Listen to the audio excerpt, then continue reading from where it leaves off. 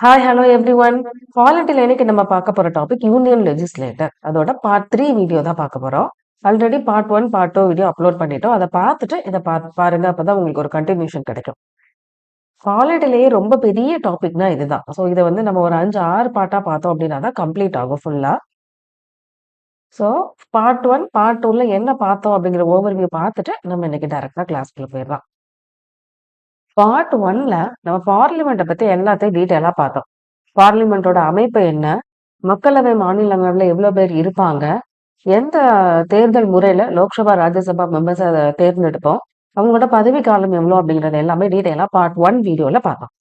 Part 2ல பார்லிமெண்டோட உறுப்பினர்கள பத்தி டீட்டெயிலா பார்த்தோம். அவங்களோட குவாலிஃபிகேஷன் என்ன? டிஸ்குவாலிஃபிகேஷன் என்ன? அவங்களோட சீட்ட எப்படி காலி பண்றோம், வெக்கேட் பண்றோம்? என்னென்ன உறுதிமொழி எடுக்குறாங்க? அவங்களோட சேலரி என்ன? உதவித்தொகை என்ன? அப்படிங்கிற மாரி எல்லாமே பார்ட் 2 வீடியோல பார்த்தோம். ஸோ பார்ட் 1, பார்ட் 2ல ஒரு பார்லிமெண்ட் இருக்கு. அதுல இருக்கக்கூடிய மெம்பர்ஸ் இவங்கள எல்லாத்தையும் பத்தி பார்த்துட்டோம். இன்னைக்கு யார பத்தி பார்க்க போறோம் அப்படின்னா, பார்லிமெண்ட்ல இருக்கக்கூடிய பிரெசிடிங் ஆபீசர்ஸ், அதாவது நாடாளுமன்றத்தோட தலைமை அதிகாரிகள பத்தி தான் பார்க்க போறோம். ஸோ இவங்கள பத்தி நம்ம பார்த்துட்டோம் அப்படின்னா, ஓவரால் பார்லிமெண்ட்டுக்கான ஒரு அமைப்பு அப்படிங்கிறது நமக்கு கிடைச்சிடும். பார்லிமெண்ட் இருக்கு, அது உள்ள மெம்பர்ஸ் இருப்பாங்க, இப்ப பிரெசிடிங் ஆபீசர்ஸ் இருப்பாங்க. ஸோ இதுதான் நம்ம இன்னைக்கு 3 பார்ட்ல பார்க்க போறோம். Okay.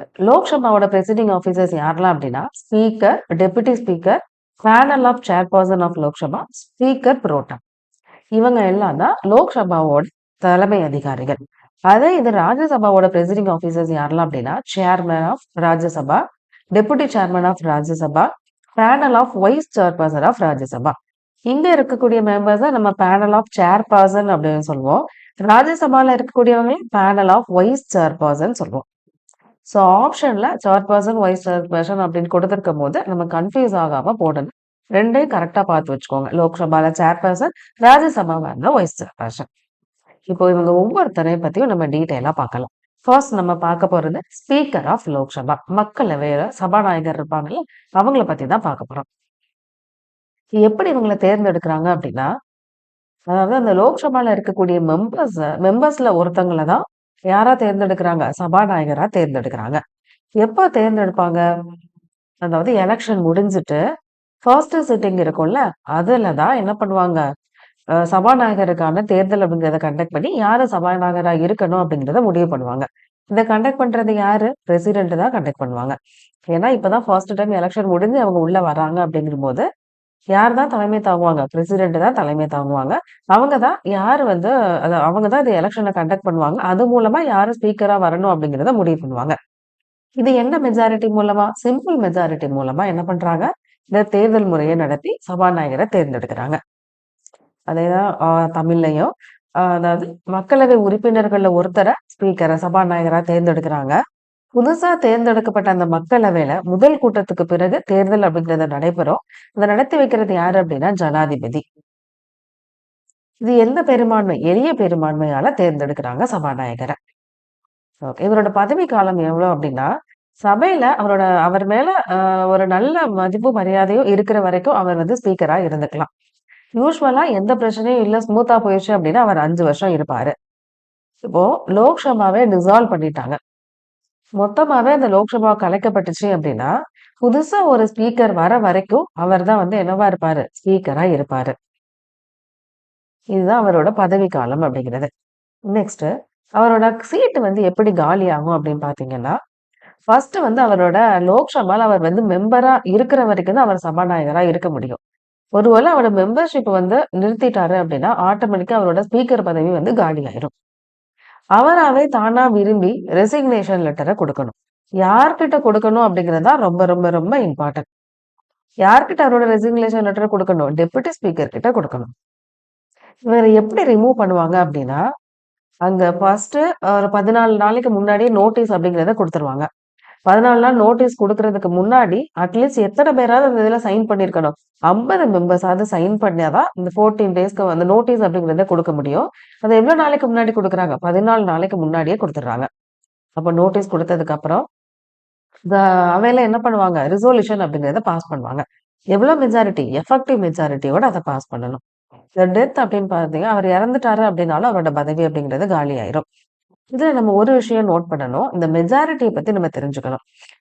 Simple majority, effective majority இருக்கு. 2 பத்தியும் நீங்க தெரிஞ்சுக்கிட்டா தான், எப்படி வந்து அவங்கள ரிமூவ் பண்ற ப்ராசஸ் அப்படிங்கிறது உங்களுக்கு தெளிவா புரியும். ஏன்னா, இனி அடுத்து பார்க்கக்கூடிய டெப்யூட்டி ஸ்பீக்கரோ, சேர்பர்சனோ இந்த மாரி எஃபெக்டிவ் மெஜாரிட்டி, சிம்பிள் மெஜாரிட்டி அப்படிங்கிறத நம்ம பார்த்துட்டே இருக்கோம். ஸோ, அதோட மீனிங் உங்களுக்கு தெரிஞ்சிருச்சு அப்படின்னா, ப்ராசஸும் உங்களுக்கு ஈஸியா புரிஞ்சிரும். Simple majority. சிம்பிள் மெஜாரிட்டி அப்படிங்கிறது, இப்போ அன்னைக்கு டேட்ல அந்த ரிசல்யூஷன் பாஸ் பண்ற டேட்ல, அந்த ஹவுஸ்ல எவ்வளோ பேர் இருக்கிறாங்களோ, அதுல பாதி ஓட்டு வாங்குனா போதும். அதுதான் சிம்பிள் மெஜாரிட்டி. எஃபெக்டிவ் மெஜாரிட்டி அப்படிங்கிறது, டோட்டல் அந்த ஸ்ட்ரென்த்தோட ஹவுஸ்ல பாதி பெர்சன்டேஜ்க்கு மேல ஓட் 50% மேல ஓட்டு அப்படிங்கிறத வாங்கணும். இப்ப எக்ஸாம்பிள், அந்த ஹவுஸோட டோட்டல் ஸ்ட்ரென்த் 500ன்னு வச்சுக்கலாம். அன்னைக்கு எவ்வளவு பேர் தான் பிரசன்ட் ஆயிருக்காங்க? 200 பேர் தான் பிரசன்ட் ஆயிருக்காங்க அப்படின்னா, சிம்பிள் மெஜாரிட்டிய பொறுத்த வரைக்கும் 101 ஓட்டு வாங்கியிருந்தா போதும். ஆனா எஃபெக்டிவ் மெஜாரிட்டி அப்படிங்கிறது 251 ஓட்டு வாங்கணும். ஏன்னா, சிம்பிள் மெஜாரிட்டிய பொறுத்த வரைக்கும் எவ்வளோ பேர் பிரசன்ட் ஆயிருக்காங்களோ, அதுல 50% பிளஸ் 1 எடுத்தா போதும். அப்ப 200ல 50% பிளஸ் 1னா 101 ஓட்டு. எஃபெக்டிவ் மெஜாரிட்டில அந்த டோட்டல் ஸ்ட்ரென்த் அந்த ஹவுஸோட டோட்டல் ஸ்ட்ரென்த்ல 50% பிளஸ் 1 ஓட்டு வாங்கணும். 251 ஓட்டு வாங்கணும். இதுதான் சிம்பிள் மெஜாரிட்டிக்கும் எஃபெக்டிவ் மெஜாரிட்டிக்கான டிஃபரன்ஸ். அப்போ ஸ்பீக்கரை ரிமூவ் பண்ணும்போது எந்த மெஜாரிட்டில ரிமூவ் பண்றாங்க? எந்த மெஜாரிட்டி பாஸ் பண்ணணும்? எஃபெக்டிவ் மெஜாரிட்டி அப்படிங்கிறத பாஸ் பண்ணணும். இது எலெக்ஷன் அப்போ என்ன மெஜாரிட்டி? சிம்பிள் மெஜாரிட்டில அவர் செலக்ட் பண்ணா போதும். ஸோ இது தெளிவா புரிஞ்சிருக்கும். எலெக்ஷன் அப்போ சிம்பிள் மெஜாரிட்டி, ரிமூவ் பண்ணும்போது எஃபெக்டிவ் மெஜாரிட்டி. ஓகே. அடுத்து அவரோட power and function of speaker. Presiding power என்ன அப்படின்னா, அந்த ஹவுஸ ஒழுங்குபடுத்தி கொண்டு போறது முதன்மையான பொறுப்பு யாருக்கு தான் இருக்கு? சபாநாயகருக்கு தான் இருக்கு. அந்த அவையில கூடி இருக்கும்போது யார் பேசணும் அப்படிங்கிறத டிசைட் பண்றது அவர்தான். அதே மாதிரி அந்த இடத்துல ஏதாவது ஒரு மோஷன் பாஸ் பண்றாங்க அப்படின்னா, அத அக்செப்ட் பண்றது, ரிஜெக்ட் பண்றது, கொஸ்டின் எழுப்புறத அக்செப்ட் பண்றது, ரிஜெக்ட் பண்றது, திருத்தங்கள அக்செப்ட் பண்றது, ரிஜெக்ட் பண்றது எல்லாமே எல்லா உரிமையும் யாருக்கு இருக்கு? ஸ்பீக்கருக்கு இருக்கு. அவர் நினைச்சாருன்னா அந்த ஹவுஸ ஒத்தி வைக்கலாம், இல்லன்னா இடைநிறுத்தம் பண்ணலாம். அட்ஜாயின் ஆர் சஸ்பெண்ட் த சிட்டிங். அதே மாதிரி சீக்ரெட் சிட்டிங், அதாவது ரகசியமா என்ன பண்றாங்க? ஒரு அமர்வு அப்படிங்கிறத வைக்கலாம். அப்படி வைக்கும்போது, வச்சு ஒரு டிசிஷன் எடுத்ததுக்கு அப்புறம், அத வந்து வெளிப்படுத்தணுமா? இல்லன்னா அப்படியே ரகசியமா வச்சுக்கணுமா? அப்படிங்கிறத டிசைட் பண்றது யாரு? ஸ்பீக்கர் தான். நெக்ஸ்ட் அட்மினிஸ்ட்ரேட்டிவ் பவர்ஸ், நிர்வாக அதிகாரிகள். லோக்சபாவோட செயலாளர் செக்ரட்டரியோட ஹெட் யாரு? தலைவர் யாரு அப்படின்னா ஸ்பீக்கர். இவரு நிறைய கமிட்டியோட மெம்பர்ஸ செலக்ட் பண்றது, நாமினேட் பண்றது யாரு? சபாநாயகர் தான். அந்த ஹவுஸோட பிசினஸையும் டெய்லி அஜெண்டா, பிசினஸ் அப்படிங்கிறது டெய்லி அன்னன்னைக்கு என்னென்ன விஷயம் டிஸ்கஸ் பண்ணணும் அப்படிங்கிறத முடிவு பண்றது யாரு? சபாநாயகர். அதே மாதிரி இவர் இந்த இந்த இந்த கமிட்டிஸுக்கு எல்லாமே அவர் எப்படி இருப்பார்? எக்ஸ் ஆபீஸோ ஹெட் அப்படின்னா பதவி வழி தலைவரா இருப்பாரு சபாநாயகர். என்னென்ன committee? Business advisory committee, rules committee, general purpose committee, இதுக்கு எல்லாத்துக்குமே அவரு எக்ஸ் ஆபீஸோ ஹெட்டா இருப்பாரு. நெக்ஸ்ட் ஜுடிஷியல் பவர் அப்படின்னா, ஒரு பில் பாஸ் பண்ணும்போது இது மணி பில்லா இல்லையா அப்படிங்கறத டிசைட் பண்றது யாரு? ஸ்பீக்கர் தான். அதே மாதிரி ஆன்டி டிஃபெக்ஷன் லா, கட்சி தாவல் தடை சட்டம் மூலமா ஒருத்தர் எம்பியை ரிமூவ் பண்றோம் அப்படின்னா, அதையும் டிசைட் பண்றது யாரு தான்? ஸ்பீக்கர் தான். இதை நம்ம ஆல்ரெடி பார்ட் 2 வீடியோலயே பார்த்திருக்கோம். அப்புறம் ஒழுங்கு அதிகாரங்கள், டிசிப்ளினரி பவர்ஸ் அப்படின்னா, அன்னைக்கு அதாவது அந்த ஹவுஸ் நடந்துட்டு இருக்கும்போது ஏதாவது ஒழுங்கீனமா உறுப்பினர்கள் செயல்பட்டாங்க அப்படின்னா அவங்கள வார்ன் பண்றதுக்கோ, சஸ்பெண்ட் பண்றதுக்கோ முழு அதிகாரம் சபாநாயகருக்கு இருக்கு. அவங்க ஹவுஸ வந்து டிஸ்டர்ப் பண்ணிட்டே இருக்கிறாங்க அப்படின்னாலும் அவரை கம்ப்ளீட்டா ரிமூவ் பண்றதுக்கான உரிமையும் அவருக்கு இருக்கு. பினான்சியல் பவர்ஸ் ஆல்ரெடி பார்த்தோம். மணி பில்ல வந்து யாரோட சர்டிபிகேஷன் தேவை? ஸ்பீக்கரோட சர்டிபிகேஷன் அப்படிங்கிறது தேவை. அதே மாதிரி பினான்ஸ் கமிட்டி எல்லாம் இருக்குல்ல, அதை எல்லாத்தையும் சூப்பர்வைஸ் பண்றது யார்? நம்ம ஸ்பீக்கர் தான். காஸ்டிங் ஓட்டு போடுவது. யூசுவலா அவர் வந்து ஓட்டு அப்படிங்கிறத போட மாட்டாரு. ஆனா கையில ஓட்டு அப்படிங்கிறது ஸ்டைல முடிஞ்சிருச்சு அப்படின்னா, அது சமமா வாக்கு அப்படிங்கிறது வந்துருச்சு அப்படின்னா, அந்த டைம்ல ஸ்பீக்கர் தான் வந்து என்ன பண்ணணும்? ஓட்டு அப்படிங்கிறத போட்டு அந்த அந்த ஆக்ஷனுக்கான டெசிஷன ஃபைனலைஸ் பண்றது யார் கையில தான் இருக்கு? ஸ்பீக்கர் கையில தான் இருக்கு. யூசுவலா அவர் ஓட்டு போட்ட அதிகாரம் அவருக்கு கிடையாது. இந்த மாரி மெம்பர்ஸ் எல்லாரும் போட்டு முடிச்சதுக்கு அப்புறம் கவுண்ட் பண்ணும்போது 2 சைடுல இருக்கிற ஓட்டும் சமமா இருந்துச்சு அப்படின்னா, அந்த சிச்சுவேஷன்ல மட்டும் தான் சபாநாயகரால ஓட் போட முடியும். அப்ப சபாநாயகர் எடுக்க முடிவு தான் ஃபைனலா இருக்கும். Last neutrality role. Once speaker ஆனதுக்கு அப்புறம் அவர் நடுநிலையாளரா தான் செயல்படணும். எந்த ஒரு கட்சியை சார்ந்து அவர் இருக்கக்கூடாது. இது எல்லாம் தான் அவரோட பவர்ஸ் அண்ட் ஃபங்க்ஷன். ஒன்ஸ் நீங்க ஸ்பீக்கரா கம்ப்ளீட்டா அண்டர்ஸ்டாண்ட் பண்ணிட்டீங்க அப்படின்னா, அடுத்து வரக்கூடிய டெபுட்டி ஸ்பீக்கர் அது எல்லாமே உங்களுக்கு ரொம்ப ஈஸியா இருக்கும். ஓகே. ஸ்பீக்கர பத்தி ஜவஹர்லால் நேரு சொன்ன ஒரு கருத்து நம்ம ஸ்கூல் புக்ல குடுத்திருக்காங்க. அவர் என்ன சொல்றாரு அப்படின்னா, ஸ்பீக்கர் ரெப்ரசன்ட் த ஹவுஸ். சபாநாயகர் தான் அந்த மன்றத்தோட பிரதிநிதியா இருக்காரு. மன்றம் அப்படிங்கிறது நம்ம நாட்டோட ஒரு சின்னமா இருக்கு. அப்ப இன்டைரக்டா சபாநாயகரோ நாட்டோட சுதந்திரத்துக்கும் விடுதலைக்கும் ஒரு சின்னமா விளங்குறாரு. அப்படிப்பட்ட ஒரு பதவியில யார் இருக்கணும்? ரொம்ப திறமை வாய்ந்த ஒருத்தரும், பாரபட்சம் பார்க்காத ஒருத்தரும் தான் அதுல இருக்கணும் அப்படின்னு ஜவஹர்லால் நேருவோட கருத்து. இது நம்ம ஸ்கூல் புக்ல குடுத்திருக்கிறதுனால மேபி கேட்கறதுக்கு வாய்ப்பு இருக்கு. நோட் பண்ணி படிச்சு வச்சுக்கோங்க.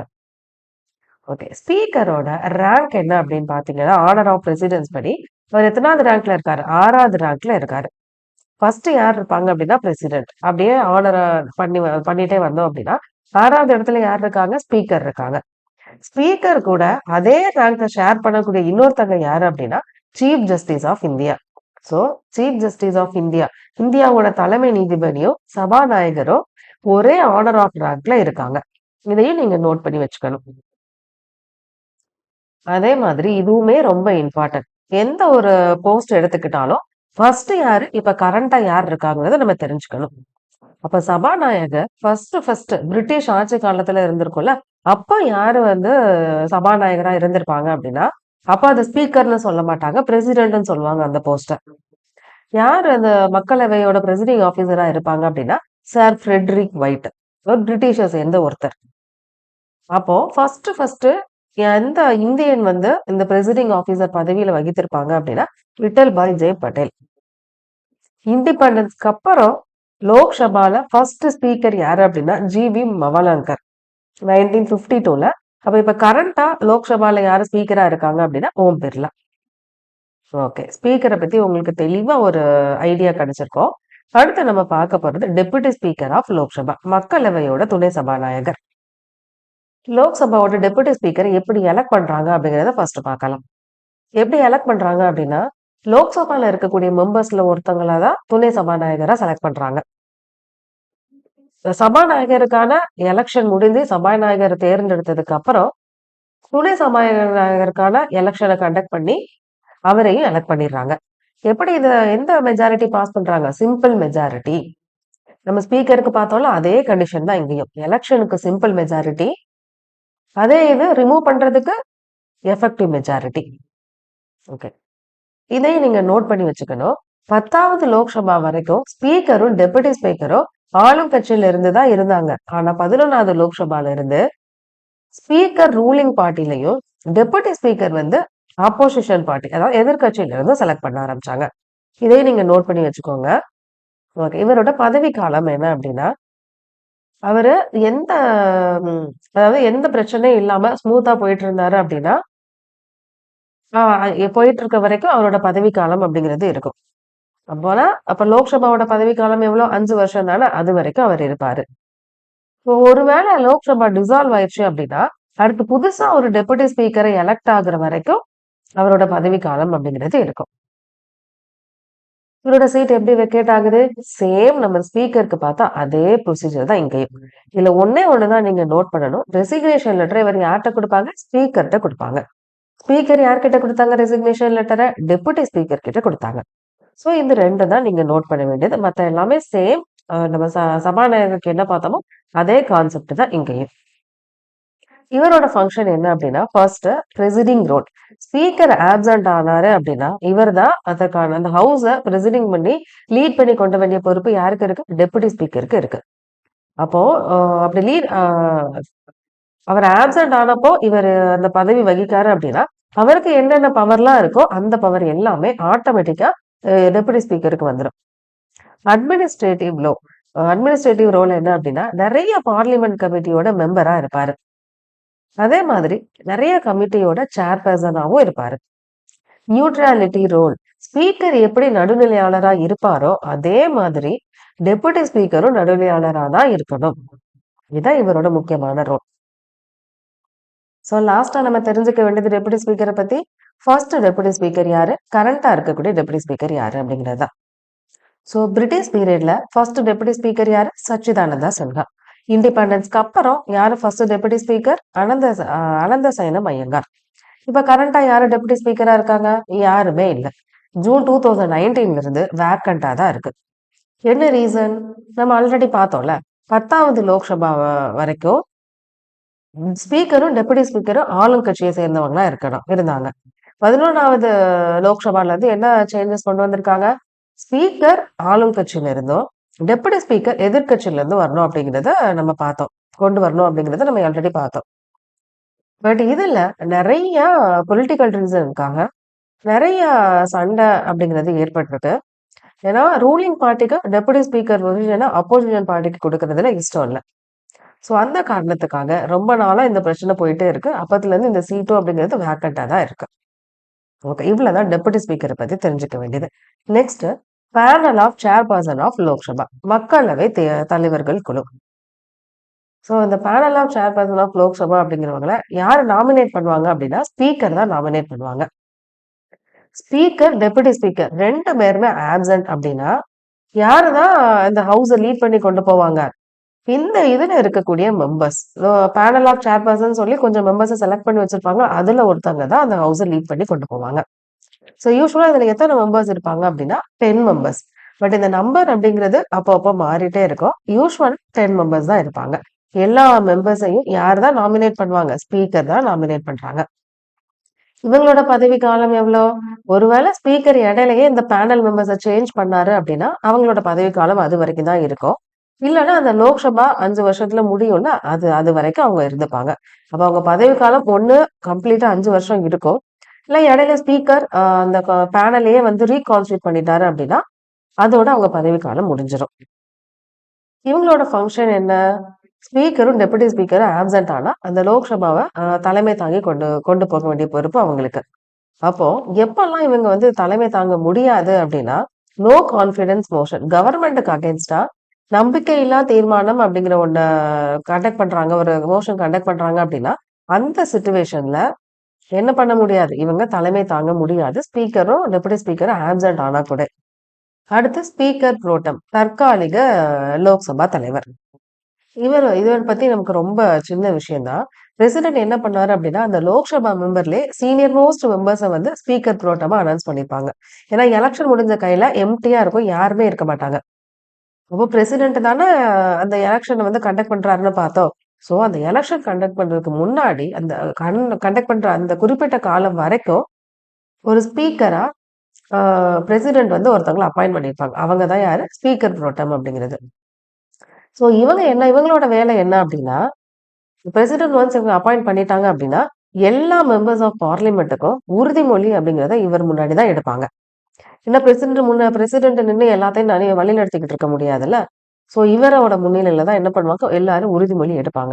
ஏன்னா உறுதிமொழி எடுத்ததுக்கு அப்புறம் தானே அவங்களோட ப்ராசஸே அவங்க ஸ்டார்ட் பண்ண முடியும். ஸோ இவர் தான் என்ன பண்ணாரு, அந்த ஹவுஸையும் லீட் பண்ணி கொண்டு போவாரு அடுத்த நியூ ஸ்பீக்கர் எலெக்ட் ஆகுற வரைக்கும். அப்ப இவரோட காலம் எவ்வளவு? கொஞ்சம் குறுகிய காலம் தான் இவர் இருப்பாரு. ஏன்னா எலெக்ஷன் அப்படிங்கறதா அதை கொஞ்ச நாளே கண்டக்ட் பண்ணிருவாங்கல்ல. ஸோ அது வரைக்கும் தான் இவர் இருப்பாரு. புரிஞ்சிருக்கும்னு நினைக்கிறேன். அப்போ லோக்சபாவோட பிரசைடிங் ஆபீசர்ஸ் எல்லாமே உங்களுக்கு தெளிவா புரிஞ்சிருக்கும். ஸ்பீக்கரை புரிஞ்சுக்கிட்டீங்க அப்படின்னா டெபுட்டி ஸ்பீக்கர் ரொம்ப easy. Panel of chairperson, speaker pro tem அப்படிங்கிறது ரொம்ப குட்டி கான்செப்ட் தான். அதையும் நீங்க முக்கியமான பாயிண்ட்டை மட்டும் நோட் பண்ணி வச்சுக்கோங்க.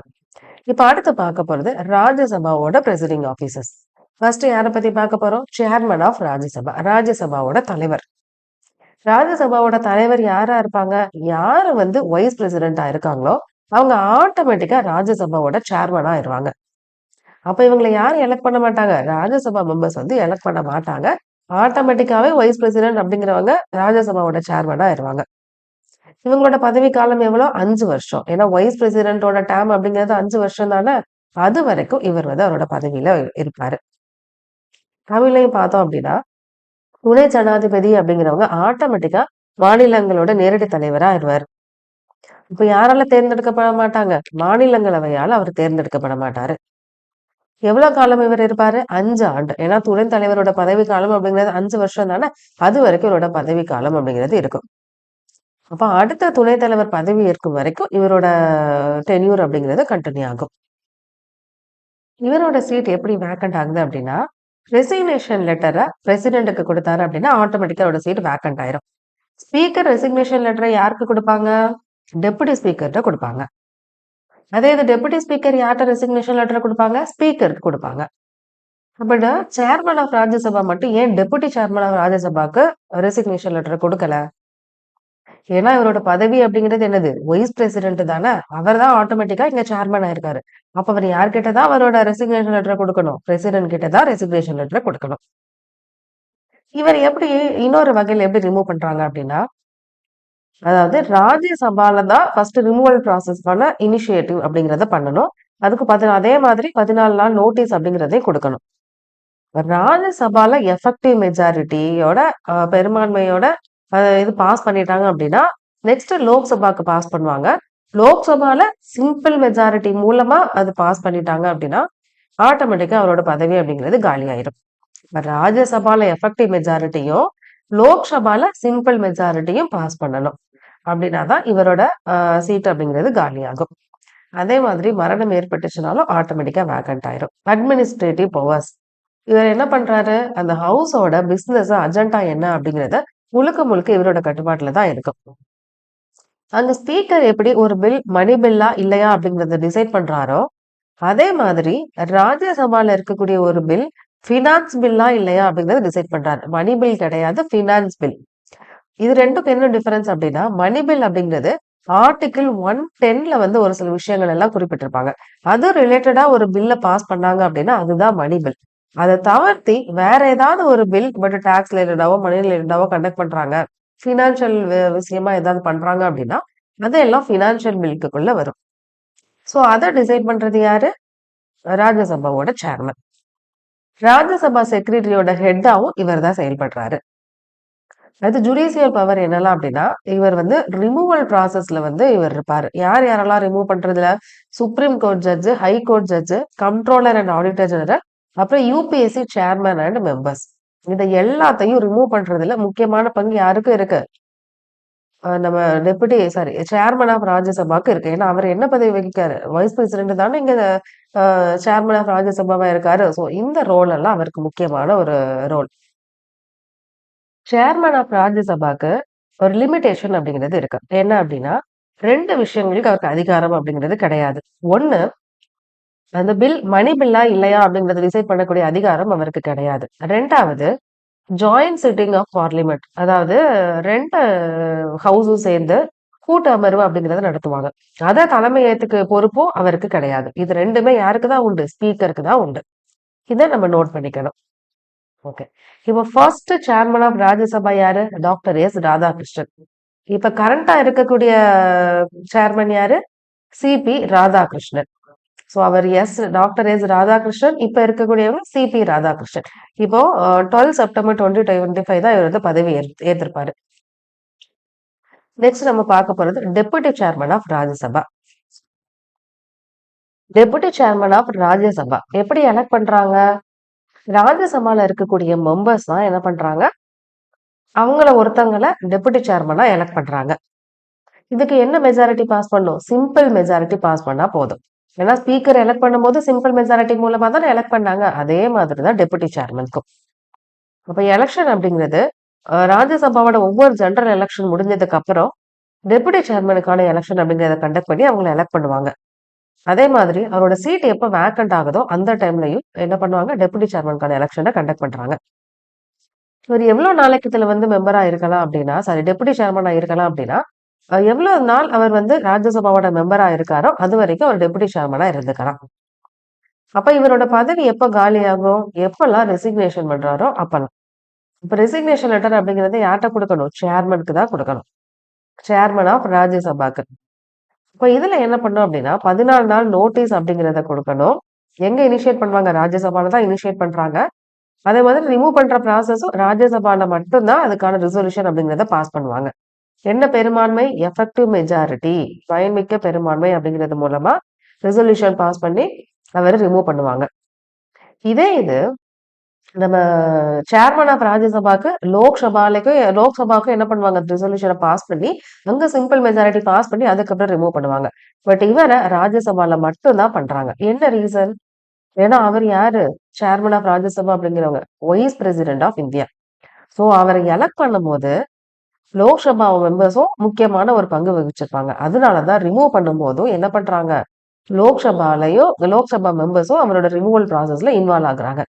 ஆனா இங்க டெபுட்டி சேர்மன பொறுத்தவரைக்கும் அவர் ஃபுல் அண்ட் ஃபுல் ராஜ்யசபால இருக்கக்கூடிய மெம்பர்ஸால தேர்ந்தெடுக்கப்பட்டவரு. சோ அவர ரிமூவ் பண்ணும்போதோ, ராஜ்யசபால இருக்கக்கூடிய மெம்பர்ஸ் மட்டும் இன்வால்வ் ஆனா போதும். என்ன மெஜாரிட்டி? எஃபெக்டிவ் மெஜாரிட்டி மூலம். சோ உங்களுக்கு இது 2ம் தெளிவா புரிஞ்சிருக்கும். இவரோட ஃபங்ஷன் என்ன அப்டின்னா, சேர்மன் இல்லாதப்போ இவர் தான் அந்த ராஜ்யசபாவ தலைமை தாங்கி கொண்டு போடிய பொறுப்பு இவர் தான். அப்போ சேர்மனுக்கு இருக்க எல்லா பவரும் இவருக்கு இருக்கும். ஆனா, எப்பலாம் வந்து சேர்மன ரிமூவ் பண்ணணும் அப்படிங்கிற காரணத்துக்காக ஒரு ரெசல்யூஷன் பாஸ் பண்றாங்க அப்படின்னா, அந்த டைம்ல இவர் வந்து என்ன பண்ண முடியாது? அந்த ஹவுஸ வந்து ப்ரெசிட் பண்ணி கொண்டு போக முடியாது. ஃபர்ஸ்ட் டெப்யூட்டி சேர்மன் யாரு அப்படின்னா, எஸ்.வி. கிருஷ்ணமூர்த்தி ராயோ. இப்ப கரண்ட்டா இருக்கக்கூடிய டெப்யூட்டி சேர்மன் யாரு அப்படின்னா, ஹரிவனிஷ் நாராயண் சிங். ஸோ இந்த டேட்டாவ கண்டிப்பா நம்ம படிச்சுக்கணும். ஏன்னா ப்ரீவியஸ் இயர் கொஸ்டின்ல இதே மாரி கன்டென்ட் கேட்டிருக்கிறதுனால, ஃபியூச்சர்லயும் இதே மாரி கேட்கறதுக்கு நெறைய வாய்ப்புகள் இருக்கு. பிரெசிடிங் ஆஃபீசர்ஸ் ஆஃப் ராஜ்யசபாவோட ரோல் என்ன? பிரெசிடிங் ஆஃபீசர்ஸ் ஆஃப் லோக்சபாவோட ரோல் என்ன? அப்படிங்கிறது உங்களுக்கு தெளிவா புரிஞ்சிருக்கும். ஸோ இப்போ 3 பார்ட்ல யாரெல்லாம் இருக்காங்க? பார்லிமென்ட் ரெடி ஆயிருச்சு. உள்ள மெம்பர்ஸ் ரெடியா இருக்கிறாங்க. பிரெசிடிங் ஆஃபீசர்ஸ் ரெடியா இருக்கிறாங்க. ஸோ அடுத்து பார்ட் 4ல நம்ம என்ன பார்ப்போம் அப்படின்னா, இப்ப எல்லாமே ரெடி ஆனதுக்கு அப்புறம் இனி என்னதான் வேலை? பார்லிமென்ட்டுக்குள்ள என்ன விஷயம் நடக்குது? அப்படிங்கிறத பத்தி தான் நம்ம பார்க்க போறோம். அதாவது என்ன செஷன் நடக்கும்? அதுல எத்தன டைப் ஆஃப் செஷன் இருக்கு? செஷனுக்குள்ள என்னென்னலாம் நடக்கும்? அப்படிங்கிறத பத்தி எல்லாம் தான் நம்ம டீட்டெயிலா பார்ட் 4 வீடியோல பார்ப்போம். ஓகே. இந்த வீடியோ எப்படி இருந்துச்சு அப்படிங்கிறத மறக்காம கமெண்ட் பண்ணுங்க. புடிச்சதுன்னா உங்களோட ஃப்ரெண்ட்ஸுக்கு ஷேர் பண்ணுங்க. சப்ஸ்கிரைப் பண்ணிக்கோங்க. Thank you.